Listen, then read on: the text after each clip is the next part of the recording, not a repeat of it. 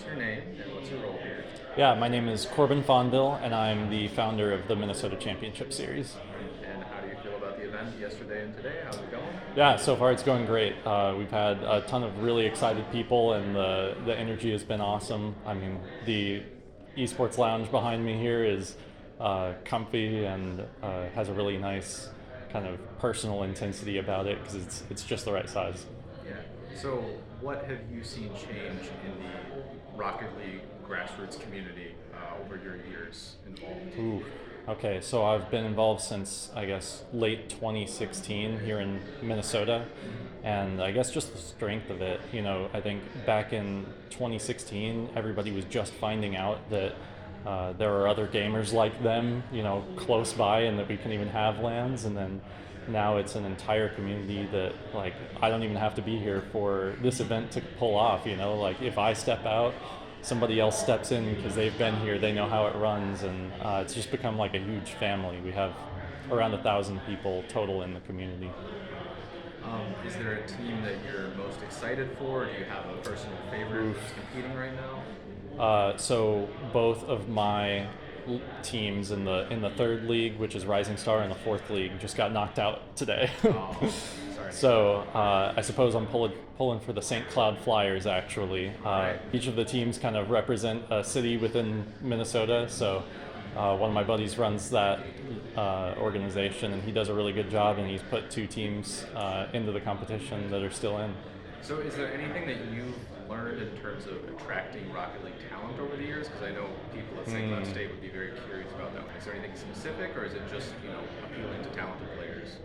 Yeah, I mean everything is about visibility, right? Like we only have about 1,000 people who are in the community right now. That doesn't even scratch the surface of talent that's available here in Minnesota.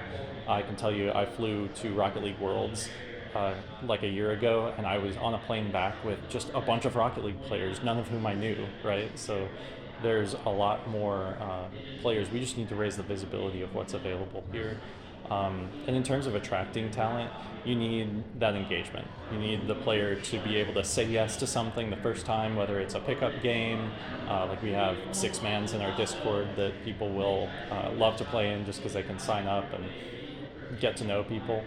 And then that provides them that first hook that gets them to say yes again when they want to join the league. Of course.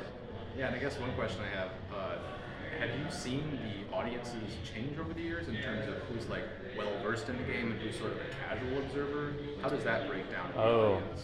In terms of just the attendees to the events, yeah, we're seeing a lot more parents now. Like here today, for example, there's an entire organization of parents called COPE, which is the Coalition of Parents in Esports.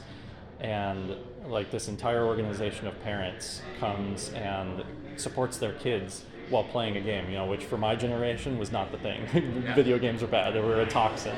But now it's so cool to see, like one of the guys who joined when he was early in high school, he's just about to graduate. His parents are super involved, and they now see this kind of like a sport that his grandparents watch, right?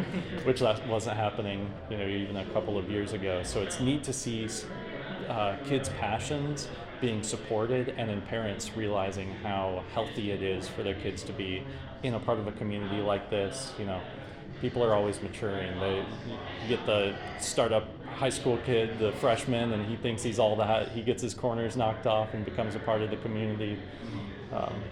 It's really healthy. Okay, cool.